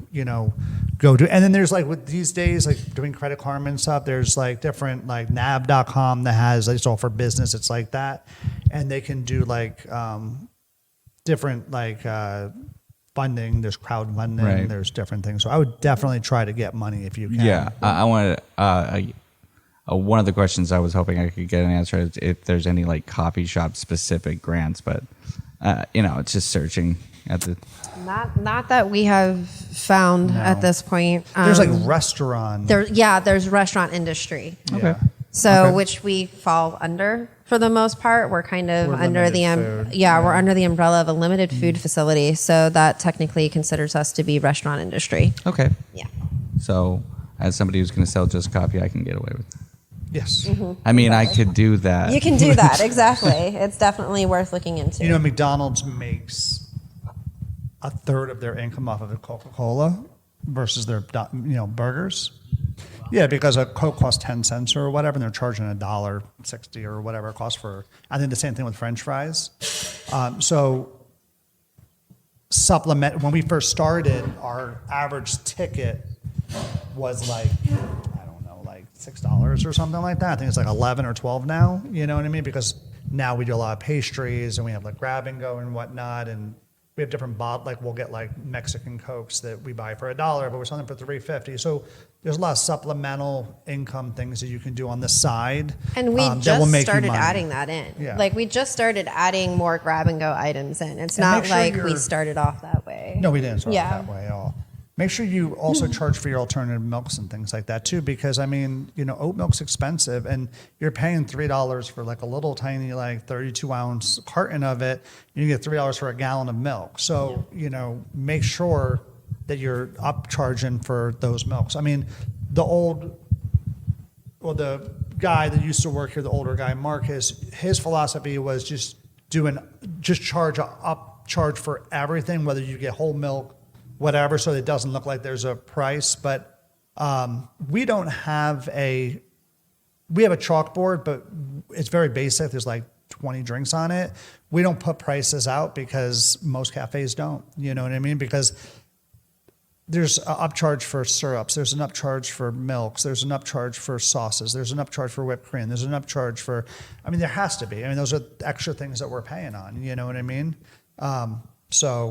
But you probably make more money off of drip coffee than you do off of lattes, because there's so many different factors in a latte that goes into it, And to talk about prices, this is a conversation I've had with my brother about what we should sell our bags for. And of course he has the idea, okay, well, if we sell it cheaper, people are going to want to buy it more because it's cheaper. And I explained to him, well, it's actually not the best idea. It's better to go with a higher price. People are going to be like, ooh, that's expensive, but there's a reason it's expensive. And it's that idea where people want quality. They don't care about pricing. That's true. We don't sell by pound. We sell by 12 ounces or 340 grams. Blue Bottle, big company here, and those here from Berkeley, but they're so big that they're like in Manhattan. They were acquired by Nestle, and they gave them like $100 million or something to build their brand. So they have like 350 cafes, like I think on this coast or something. They have a couple thousand. They're cafes. everywhere. They're everywhere, and internationally they're everywhere too. Right. But they do 8 ounce, so it's really like limited. Really small. Yeah. But most cafes do 12. The bigger like Pete's, Starbucks, fills, they all do a pound. I would say stay away from the pounds. Another thing is like little wording, like we put specialty coffee on the back of ours, and the front says craft roaster. Like people see that, you know, and they're like, exactly. Those are important. Yeah, we were things. thinking about doing like 12 ounces. Yeah. Yeah. That's what we do. Because I've noticed a lot, like it would be weird if a specialty coffee company sold under like $20 at this point. Yeah. Like everywhere I go, everything's like $20. Have one up. cheap one. You know Of what I course, mean? Have yeah. a blend Right. of something cheap, and then your coffee should be like $16.99 and up. Yeah, from it's there, like, you oh, know that's what I the mean? special stuff. Yeah. Go for, you can get the house blend or you can get the special stuff. Yeah. Exactly. Right. So with Green Plantation, we have 3 tiers, and we started to sell coffee when the coffee was $3 in 2012. It's a similar situation right now. That's when we priced our 3 tiers, and our philosophy was not only to have cheap and more expensive coffees, but to be able to price coffees based on a coffee price of the market. Because if today a lot of our competition is raising prices, we don't have to. We just move the coffees to a different tier, and our customers know we have 3 tiers. We always have one coffee, which is always, even if the price would be $4, which is like a comfortable price that people can try out your philosophy, your roasting, your style. Yeah. So that's kind of like, go check us out. It's a small investment. And after that, if they click, they go with the higher tiers, because there's also psychology in the pricing, and people think that the cheaper things are worse. Especially in wine, my God, there's so much, I use the nasty word, bullshit when it comes to pricing, right? It's pure psychology. So, Yeah.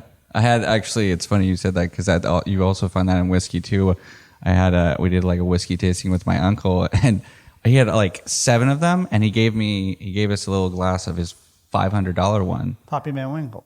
But that was not the best one. Yeah. That was actually my least favorite one. Yeah. But you know what? They sold it for $400. They did. He bought it. He thought it was great. And you get into that, like people just get into that mindset, like, well, okay, if it's expensive, it must be good. Knowledge is power, though. If you have the capability to send them like a card with it, brewing instructions, you don't even have to put on your package, but like send it with them. Because if you take any coffee and you do it at the finest, from Turkish all the way to like a coarse percolator, and you cupped every single one of those modalities of coffee, they're all going to taste different. Right. Even if it's the same exact coffee. So like the way that some coffees, like for instance, Brazil coffees are very dense. The beans are very forgiving. Like other coffees, like they're only good for a couple different things. And besides that, you don't really want to branch out from that. Right. You know, so knowledge is power. Of course. Yeah. I mean, one of my favorite things, I'm trying to think of the website, Coffee Bar in Reno. Yeah. Their website is glorious, because not only do they are really smart about the way they advertise. Videos are Like great, first thing is subscribe. Yeah.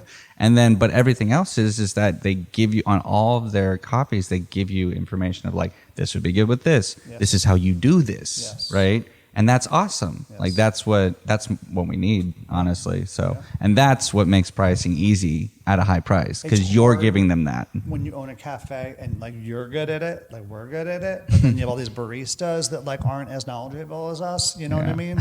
So we try to make it as simple as possible. We have everything from like really, most of our coffees are more light to medium, actually more medium-ish, I'd say.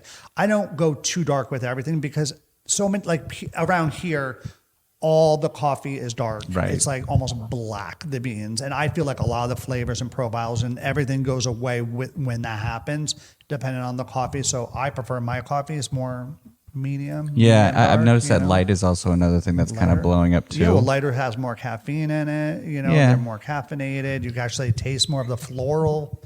Notes you know, to it. Notes to it. I have a question, Yes. which somebody asked, and you guys didn't ask it again, and I'm really curious. How important is the food? What does it make up of your sales? That's a great question. I know. Yeah. It's a big percentage. It's a big percentage. As much of a percentage of it as, you I'd say don't want it to 25 be. to higher percentage. Percentage. You know what I mean? When We have grab-and-go burritos. Burritos. We do grab and go breakfast sandwiches. We have a little like cheese meat Well, board. we started with that, and we have like we pay someone to do that. Like Yeah. we hire a company.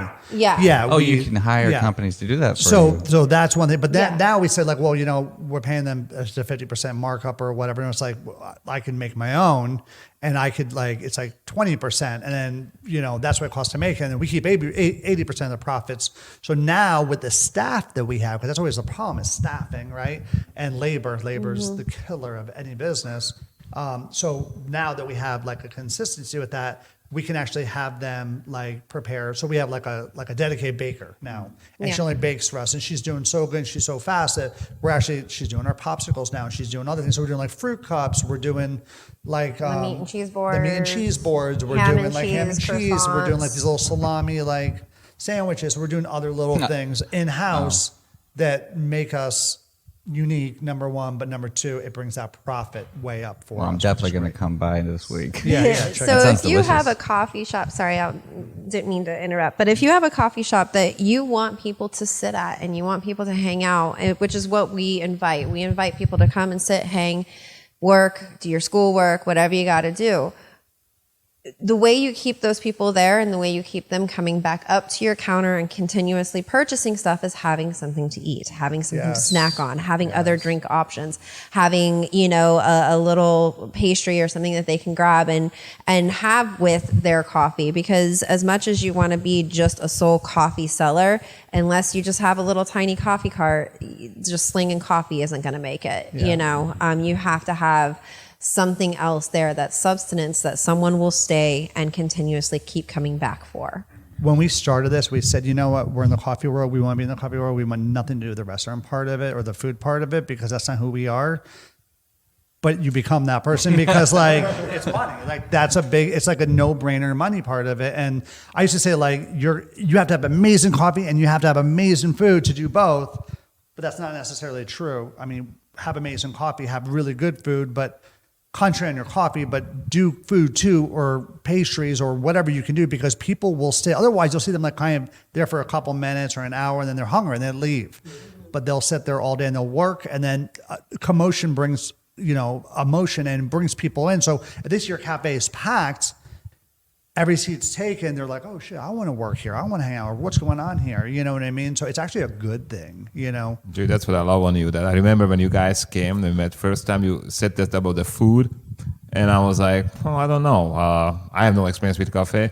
And now a few months later or a year later, you guys pivot and you just go like, oh no, that was silly. We know that this makes money and we move on. So that's really cool. You're constantly growing. I do sell tea. We do a lot of tea. Yeah, we do. We have about like 20 different loose leaf teas. I'm the tea person. So chai and matcha is another huge thing, and we do a chai concentrate through a loose leaf tea, and then we add like an English breakfast to it, and so we got all like and then we. Adigo. Yeah. Adigo teas. So, She's the. Yeah. So I'm the tea. She's the tea person. Yeah. So and then we buy from different sources, and this is the same thing with coffee. We'll try different things to see what works. And it also depends on what's available. Right now, there are 3 different herbs and a couple different types of tea that you just can't get right now, especially in bulk. And to be able to try and purchase those teas and resell them, it's just not worth it. We don't necessarily try to sell too much on retail shop because we're a coffee shop, but like a lot of people come in for English breakfast, London fogs. We sell a lot of green tea like a yerba mate and like a geisha. We also sell a lot of white tea like a peony, a lot of chai, decaf and regular, a lot of chai, a lot of matcha. How many items do you guys Oh, have? like just teas or everything? Oh, lots. A lot of stuff. The world. Yeah. Well, we started small and we grew. And we grew, as we started seeing customers ask for different things. And, we started getting suggestions from other baristas, other coffee shop owners. And, you start to grow into what you have. And I feel like in this industry, it's constantly growing and constantly changing. So just being subjected to one thing and being like, this is the only thing I'm going to do and I'm never going to change is going to quickly put you in the hole, and you will never, ever, ever grow and never succeed as a business. Because the minute you decide that you will never change is the minute that Always pivot. Always pivot. Always pivot. And know you're going to have to. I feel like you would. Sorry. You have whoever has the voice, okay? I do have a question now, like all the things that you have and COVID, having a business, I know how much price are changing right now. Curious how you guys manage your cost of goods, because like for me, I'm like going crazy. Like every week, it's like this went up, this went down, this went up again, triple Nothing time. goes down, everything goes up. Everything goes up, exactly. And I tell them that. I always tell them that. I'm like, it's funny how like with our coffee distributors, with our green bean buyers, whoever it is, our syrups, our milks. I'm like, it's so funny because you guys are always going up. I never, ever once get a phone call saying that things are going down. And I'm like, I'm not stupid. I understand that some things go up, but you're putting everything up and you're never putting anything down. When am I going to get something that's down? Because now I have to charge more for each drink or each, pastry or each whatever it is. It sucks, but you just kind of have to figure out if it makes sense or not, depending on what we're talking about. And do you guys have a system to control your cost of goods? Or like, do you have like some sort of to manage, like, this is my inventory, Square with us. Yeah, they do everything. Square's like a monopoly, man. They do payroll, they do loyalties, all one stop. They do inventory, they do everything. Like even with other businesses, they do appointments, they do capitals. On your transaction, like here's $100,000 if you need it for a startup or whatever. Yeah. And we'll take 10% of your daily sales. I mean, if you need that, they do your taxes. They do everything. So we use their inventory portal for that. And of course, they charge you for all these different services that they have. And, also too, some of your cost of goods may go up, but you compensate with other stuff sometimes. And check so I'll contact for instance, Allies, one of our green bean buyers. So I'll contact them and like, oh, well, Joe, I can't get my hands on Ethiopia right now, it's at sea and I got 2 bags left and it's, $5 a pound or whatever. And I'll contact someone else, even someone new. And that makes you grow because instead of being used, one of the best things is don't get comfortable. Mm-mm. Like we have a distributor, I'm not going to mention their name, but they were supplying our syrups, which, we have a lot of different syrups. We use 1883. It's a good local. High quality, not local. They're from the French. But they use that water system, and they're really big, and they do a lot for cafes and bars and things like that. But we weren't getting the flavors that we like all these hot like gingerbread, peppermint, pumpkin spice, things like that. And we're like, why aren't we getting this stuff? So we contacted them, and we couldn't really get an answer. But the distributor contacted us and said that they owe them tens of thousands of dollars. So because we're used to them, we have to have our comfort zone and we have to find someone else. But actually, since we found someone else, we found it cheaper. And we found more options or whatever. So get out of your comfortable zone from day one. And when you start seeing things, start looking for other companies. And when you start seeing things getting weird, the distributor we were using, all of a sudden they're not able to get all of these things stuff. All of a sudden, and it's okay, well, what's going on? And, we directly contact the manufacturer and we ask them for the supplies that we're needing.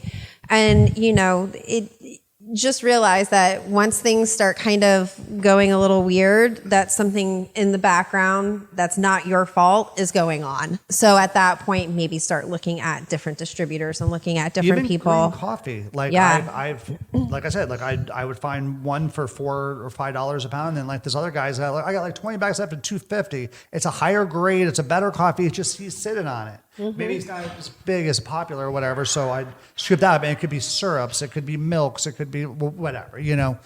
So check your competition. Definitely. This is Michael. So it sounds like my question wasn't, it sounds like you answered it, is that you're willing to say, gee, I've worked for you now with you for 9 months, but you're not doing it, and you find somebody else willing to do that. Yeah. My last question is, you now roast your own beans. Yes. What machine did you choose and why?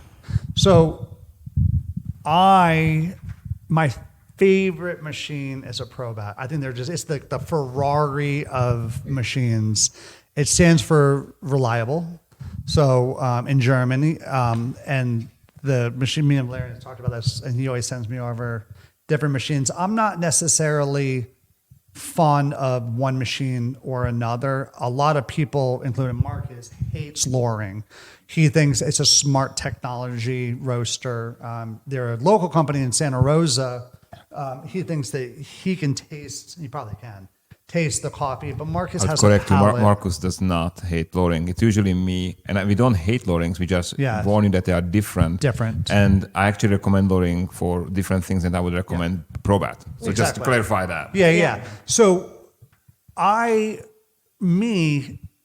going to start with whatever I can get my hands on. But if I was you, like I would just get whatever I can get. But as you're growing, you'll probably end up getting multiple roasters, and for different purposes. How many do you have? Right now, we have that co-row. The co-row. So we use those. We use co-row. We're getting a roaster now, but I will have. Yeah, so I'll have 2 is probably what we're going to start with. But co-row or a co-op, if they have that in your area, start there, because you can actually if you're around here, besides co-row, there's another one right next to, what's that other one called? Bully Collective. Yeah, Booty Collector. So it's just like it, but different. And do a couple of those, and then you can actually play on their machines and try their different machines and see what you like and what you don't like. The reason that we use the Lauren in co-row is because they have a 35 kilo, which I could roast. It's the bigger pounds, 2.2 pounds. In one shot versus a little tiny. I'll be there all freaking day roasting on this little 5 kilo. So they have a little 5 kilo probe out, which is great, but it's, so that's what I can use. Sorry right to now. push your hand, but this is a very important information. Yes. That's always the main topic. What size of a coffee roaster to bring, buy or use? I would not start with anything under 15 kilo. I mean, that'd be the minimum. But it depends. If you want to be in grocery stores and restaurants, if you want to be small and you're just selling to like little local places and you're just only on, maybe a handful of grocery stores or something, you could definitely go smaller. It depends on, just keep in mind, if you have to replace that roaster with something bigger, that's where it gets expensive. Mm-hmm. So if you have the bigger roaster or a decent sized roaster initially, like if we had to roast on that, oh my God. I remember Valerian, like as we were growing, he used to be like. That one, just for the listeners, that's a 6 kilo Gießen. Yeah. Yes. And Gießen's an amazing machine. But like if you're roasting a couple thousand pounds, you'd be here all day, like all week, And time is key, because especially if you're paying someone for your roasting, if you're not doing it yourself, or if you're paying by the hour at somewhere like co-row, time is key. So, Are you worried about transitioning from a Loring to this new Probat? No. You would take this roast and put it on? No, it'd be like you're used to a Mustang and now you're driving a Dodge. You know what I mean? So just to emphasize this, when I started to roast for you guys, I roasted 100, 200 pounds a month. You had one cafe.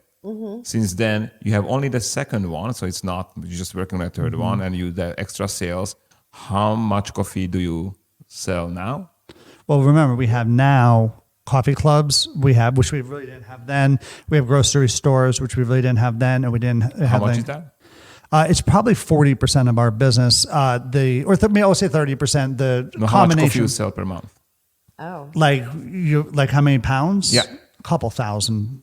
So Well, let me see. it's 10 times as much. Oh, at as, least. as At a year least, ago, 2 yeah. years ago. Yeah. A year and a half to 2 They years said ago. 2,000 pounds, right? A week Roughly. about. A week. But here's the thing, though. We do troll roasting too. Who's roasters here? You're a roaster. You're a roaster. You roast for other restaurants. So Yeah. you charge them like 50 cents or $1 or whatever, and you're roasting for them. Private label, they don't know you're roasting. They can say that they're the roaster, whatever they want. And for instance, Acre Coffee in Petaluma, called Avid now. They do a lot of troll roasting. They do. You know what I mean? For a lot of cafes, that's kind of their niche. You know what I mean? So, what's that? The toll roasting people? Avid. AVID. No, I just Rob want- Daly is the owner. I just wanted to emphasize that in 2 years, you grew so much that this roaster would be your sample roaster. This roaster, Yes. 6 kilo roaster. This would be my sample roast. Yeah, exactly. 2 years. 2 years. Complicated years. Yeah. This roaster would maybe be able to handle. Very complicated years. Yes. Exactly. So like the dream, the goal is to have like something like that for, let's say, coffee club, maybe something a little bigger for grocery stores, maybe something even a little bigger for your cafe, maybe a little smaller one for a showroom for a piece like in your cafe, so you can have that smell and that aura in your cafe, so and that's why Equator over here on Jordan Street, right around the block, they've got like 6 or 7 different little roasters, or not little, roasters in there, because they do a lot of different stuff. They have one for restaurants. They have one for, that they ship. If one breaks down, you have a backup. If one breaks down, you have a backup. That's like the second bloodline of your business. You know what I mean? Exactly. Not only that, but you could have another side business. You could always rent out your roaster to someone if you wanted to. Mm-hmm. You know what I mean? And they would pay you big money for that. So, but a roaster is going to cost you, on the low end, I don't know, 20 grand maybe. And then Lauren new is what, 100 grand probably? Depends on the size, I think. Yeah. The small one, but nobody buys 66 kilo lowering. That's silly. So 60 grand. but that's a small one. I mean, the 15 kilo is like 80, 90, and the 35. Yeah. The 35 is 135, I think, or something like that. Something like that, yeah. Okay. The cool thing Maybe is you're getting deals, but I don't. supposedly I they don't know. have all the roasters. I'm sure you guys use Cropster. So supposedly Lauren has this technology where, because they're the smart roaster, that it will automatically just do all the adjustments for you, almost to the T, almost perfectly, that professional people have came in and cupped different coffees and could swear by this technology. I've never tried that new technology. We like to kind of do everything manually instead of automatic, but some people do like that that software that they offer, that new software that they offer. So it's kind of idiot proof. It's like you could have an 18-year-old roasting for you and you literally push your button and they do nothing. Or a kitten on a puppy. Yeah. A kitten Yeah. on a puppy. Yeah. Yeah. We like to constantly be adjusting the gas and the temperature and, All right, Jose, go for it. No, this is Jose from Republic Coffee in Pasadena. If you're ever in Los Angeles, come down. definitely. Definitely. We have good wine. The owner is a sommelier, and we Nice. love good wine. So come Nice. and we'll host you. Quick Nothing like question. wine and coffee. Yes. Yes. They go Yeah, I amazing think together. it's coffee in the morning, wine in the At night, night. Yes. coffee before you go home. Exactly. Yes. Who manages the accounting and office side of the operation? It used to be us, and then you slowly start micromanaging. So when we started, we did everything. Then we slowly said, all right, we have an assistant manager for this store. We have an assistant manager for this store. Then we have a general manager, and they kind of assist these people. And then this person. Then we have an IT guy, so he does all the new hires. He does all the web stuff. He does all the IT type of stuff. And then we have an accountant that does all the bookkeeping. So in the beginning, we were doing it all. But then as you grow, you're going to start. You can't do it all. So to expand, you can't be behind the bar. You can't be in your cafe all the time. You have to get out. You have to get out. Properties are going that fast. Equipment, there was a restaurant that went out of business, and Marine Coffee Roasters, friends of ours, Tim, they were there one day before us. I wanted to go that day, but we were busy in the cafe, and they bought these grinders for a steal, and we could have gotten them. But luckily, we bought a Turbo Chef for $1,000, and they're 12 grand brand new. Used are $4 grand. So we did. But if we were in the cafe, we would never have that opportunity. So you want to be able to get out. So you got to do everything yourself in the beginning. But in general, we both, we're actively involved in a lot of it. I handle a lot of the employee details. I handle all of our scheduling and stuff. I'm guessing what do you consider to be the general manager over all the stores. And then, Joe handles a lot of the roasting, the coffee, the buying. And he deals with anyone who does our roasting for us, the suppliers. So we're lucky that there are two of us, because we know quite a few people in the industry who are just trying to do it themselves, one man it by themselves, and that's hard. So we got lucky that there are two of us, because I handle one part and he handles another part. And like he said, as we're growing, though, we have to start delegating more things to more people. And so, we have now a couple of managers and stuff like that, too. But all of the internal day-to-day things, we we still do quite a bit ourselves, but as we're Because growing, we want to. We want to, We and don't I have want to but be things will part of never it. get done the right way. But if you don't do it yourself, but we like to stay active because we enjoy what we do. Like I love going to the cafe. I love the aura. I love the ambiance. I love the atmosphere. I love the people. It's magical to me. So to this day, so I love being there, and I'm going to actively be there until it just gets to the point where we're again tossed into other directions with open other cafes and stuff. Find a good payroll system too. So Square. That's what we use is Square. Because they do all your D3s, D9s, they do all of your W2s, your I9. No, yeah, whatever Gusto's it another is. one that people Everything. use. Gusto. Have you heard Gusto. of So a lot of people use Toast too. Toast is Which is another good, one. but Yeah. So just Square find a is good so payroll easy. company if you're trying to utilize They do multiple your employees for your sure. gift cards, like everything. So It's Michael back for yet another question. So here's a thought process I have. Okay, I start roasting beans. Yes. I'm selling some beans. I decide to open a little coffee shop, that little trailer in the Yep. parking lot somewhere, small. Yep. And boy, this is great, but I need help. And I need to hire a barista. that's the $1 million question. And so seems like a possible real weak spot. Some young guy or gal, and they're not reliable. They're reliable. Tell me your story about how you worked that out. So I will tell you, for what we learned here in our Coffee 101 fundamental before we even opened up our cafe, Marcus said to me, you can hire two different people. You can hire an experienced barista, or you can hire someone that's never been in a coffee shop. Whoever you hire, make sure that they have a personality, because you can never train a personality. They're the lifeline. They're the front of the face of the cafe. You want someone with experience. You want not with experience. You want somebody that has good. You can train a barista very easily, but you want that demeanor, that friendliness. Another thing that we do personally is like A people person. A people person. We do table service, meaning like that we just bring, instead of just screaming out, cozy maple spice latte, like we'll bring it to them. You know what I mean? That little tiny touch makes a big difference, but try to hire personality over experience sometimes. We started with Indeed because they're free. Just do their non-sponsored, and Craigslist is another one, and then social media is another good one. But we started hiring experienced baristas, and then you get a lot of people that are stuck in their ways. Now we have a nice, good amount of like experienced baristas that like we'll start you on register and doing other things. We have enough tasks we can keep you busy, and then you'll slowly work your way to the espresso machine. Equator Coffee, you're gonna be talking to them a lot, because they're like a big motivation to me. You do not touch. They have a training facility in San Anselmo. They're all the way in Burlingame to San Francisco to here they have a bunch of stores. Doesn't matter where you work, at one of their stores, you train here, and you don't touch an espresso machine until you know latte art, which is like not easy to do. You know what I mean? So they make sure that you know coffee really, really well. We have 4 baristas that worked for Equator, and they are amazing. Their training it doesn't get better than that. So you can just make sure you train people, and they'll do anything for you.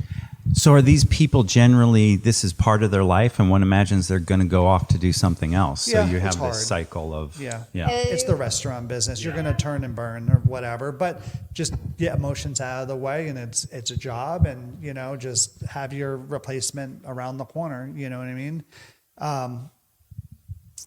Luckily, like we're fortunate that we don't have a lot of turnover. People really love us, and the people that do leave us is because they're leaving for school or leaving to like better their career or whatever. So we have most of our employees have been with us for a year plus, so, and I think, with good, just take care of them, and they'll hang around, And you're Free going coffee. to interview a lot of people, and you're going to go through a lot of people. And you may or may not, you may get lucky.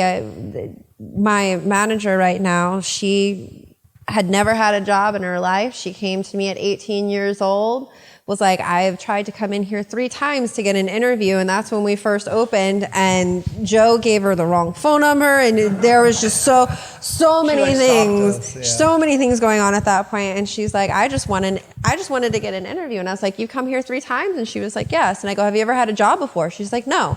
I go, amazing, you're mine. I hired her instantly, and she started the next day. And she has been hands down the best person I've ever hired in my life. She's got the best personality.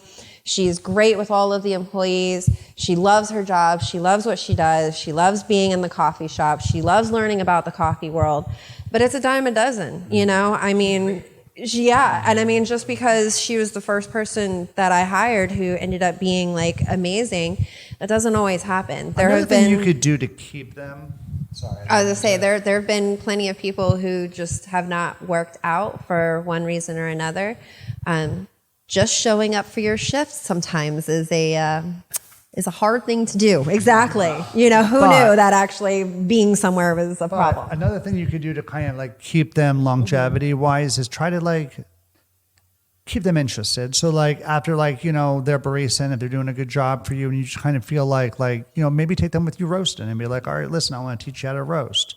You know what I mean? So then when I'm busy, you can do like small batches, or maybe like they're going up the company. So, you know, we try to instill that with like, so there's a big company around here called Urban Remedy, and there's a manager that works there, and they have like 400 employees or whatever. They're actually in every grocery store. And they're actually going out to they're in New York right now, and I think they're going out to LA, or they're growing very fast. But you know, they have really good training and material and whatnot. And she's given us a lot of pointers, and we've taken some people from there as well.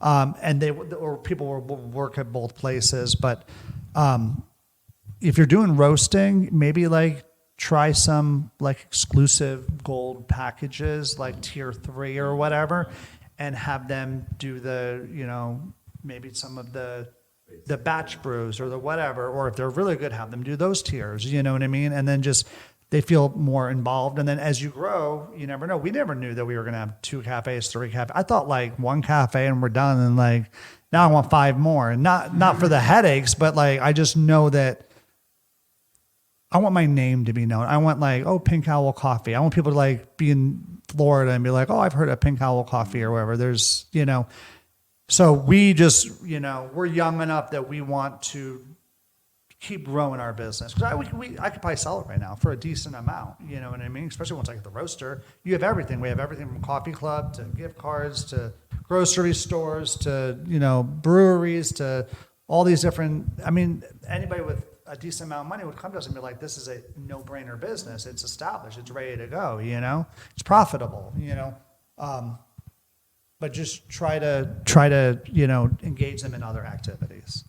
Taking in consideration your energy, if I'm looking at you, I knew it's not going to be only 1 cafe, even though that was your plan. So anyway, this is my last question, and it's a classic, and I want separate answers. I don't want, so I'm curious, if I would give you $10,000 today and I'll tell you, I want you to start a business in a coffee industry, what would you do? You go first. What would I do? If I had someone come to me with money and was like $10,000. Just 10,000. That would be hard. Think back in the day, like before we started this, what would you do?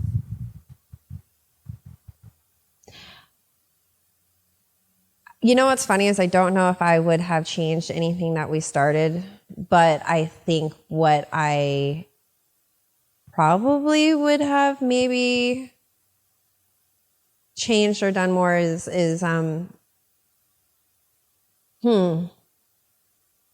you know, having a portable mobile coffee solution would be a great idea. And around the $10,000 mark is where you can actually kind of achieve that goal. You wouldn't be able to open up a coffee shop or anything with that type of money. And the reason why I say that is because at that point, you can set yourself up and go anywhere you want to. You can go to a festival. You can go to a farmer's market. You can go to a lot of different places and get your coffee out to a lot of people rather than having a lot of people come to you, which is sometimes hard. You know, when you're one satellite place, you have to utilize social media, you have to utilize people advertising for you or whatever it is for those people to know where you're at and to come to where you are. Whereas if you had a mobile coffee truck cart or something along those lines, if I wanted to go up to Portland, Oregon and pop up my truck somewhere at a festival or something, I could do that. And then all those people who are at that festival or whatever would be like, oh, cool. Who are you? Where are you at? What are you doing? And then I could be like, oh, well, you know, I'm opening up a shop. I have, you know, an actual coffee shop or whatever it is. Buy my beans online, you know, check me out wherever. I would say that would probably be what I would have invested it in, would have been more of a mobile coffee situation. So that way it is easier to be mobile. Because let me tell you, doing some of these catering gigs and not having a coffee truck, it's a lot of setup. It's a lot of breakdown. And after doing it multiple days back to back in a row, you really start to contemplate whether or not it's worth your time to do it. You get really quick at it. I can tell you that much. You get really quick at it, but it's a lot more of a headache. So the funny thing is, usually I send these questions ahead to people interviewing on the podcast. You guys didn't get it because obviously I did not know what these people will ask you. But I see how you worked through that 10,000. I see that you were surprised and you worked through it to a great answer. But I also see that I gave you an idea, so I want 10% of it. Okay, sounds good. Sounds good. As long as you help me schlep all the stuff around, 10%'s fine. I guess to answer your question, Valerian, it depends on my knowledge base. Like, for instance, if I know what I know now, and you gave me $10,000, it would be different than 2 years ago if you give me $10,000. But if I had to just pick one, I would say I would do kind of what you guys are doing, do the wholesale back end of it, because you can, you know, go to a co-row, you can, you know, buy enough beans. And see, when you have a cafe, you have cups and milk and syrups and employees and insurance and this and rent and blah, blah. It's so many things. When you do wholesale, you have like bags yourself, a roaster and bean. It's like, there's like so many less moving parts. So there's so much less going out. So I would just do the selling online. I would try to sell to, grocery store, or not groceries, like restaurants, you know, because like sometimes like, you know, these restaurants, like they'll order like a couple 100 pounds a week from you. And it's, if they're local, it's like, you don't do anything. A lot of them have grinders and it's like, you're just bagging them up and you're charging them a premium. You're hot sealing them and there you go. You slap a sticker on it and then they place an order next week. It's like, that's what I would do with that money. Now, what you were talking about with the, like, so now we have like one of those like Mercedes Sprinter like vans or whatever, but go into festivals, go into grocery stores and like just saying like, listen, can we have like a little like booth here or whatever? You know, you're not making a lot of money, but you're getting your name out there. And hopefully that's like tools for you. You can go into like a place like whatever, ABC Italian restaurant and be like, oh, my coffee is at this place. You know, and here's a free sample. Like get little 4-ounce bags and like a couple little samples go right ground because you don't know if they have a grinder, and be like, try these and let me know if you like them. I'll beat everyone's prices or whatever. And like we're really craft. You know, everything we do is we buy fair trade or organic. If you do, you know, and whatnot. So yeah, that's what I would do. Perfect. Thank you so much. So now I'm closing this. This is a new thing for the podcast, so we'll see how it goes. It's a 2-hour recording, nice. But there's so much gold here. I will listen to this, editing it, and I'm sure going to listen it because you guys shared so much awesome wisdom. Mm-hmm. We are also opening a tiny cafe in Green Plantation, Slovakia, and I was like, oh, okay, I'm not going to do what I thought. I'm going to do what Joey and Sandra did. So yeah, thank you so much. Thank you guys for asking the questions. Thank you for having us. Yeah, thank you for having us. Yeah. And now you have to roast. So that's your part of the course. So. And now the fun begins. And keep your friends close to you. Like when we when Valerian stopped roasting for me, I didn't stop contacting him. I continued to contact him and said, hey, can you help me with this? I want to buy a roaster. He knew that I had an interest in roasting, even though he was like my roaster, because I would ask him I would ask him a question. I'd say, hey, can I come here and watch you roast? Can you teach me this? And he did. You know what I mean? And then once he started. Don't say that. People have to pay for courses, man. No, I know. But like, keep your friends close to you because, you never know where that friend will get you. And Exactly. Look, we're on a podcast right now because of staying in communication with. And no matter how many classes you take, you're always going to have questions. You're always going to have someone who has more knowledge than you. And if they don't, they probably know someone who does. Yes. So rather than just winging it and hoping for the best, which can sometimes cost you a lot of money, especially when you own your own company and you're trying to build your own company, sometimes having those friends and having those people near you is a great asset to have, because no matter what happens, one thing goes wrong and you're like, I've never seen that before. Valerian's like, oh, that happened to me 100 times. Let me tell you how to fix this. Yeah. And, then now all of a sudden you know it. Everyone else knows it. You can pass that knowledge on to someone too. It's all a revolving door, and we all have information and we all have something that we can pass along to someone else. It's never about just keeping this to ourselves, because if we did, how would we have a community?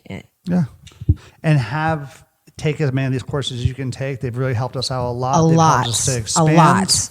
Seriously. And they're great. You have the best person here to teach you and show you exactly what to do. Even the future, 1,000%. We've had our baristas come here and do trainings all the time. They would do like a training here, then do one in the cafe or whatever to use our equipment. But pre-COVID. But now you have all these classes and these courses online.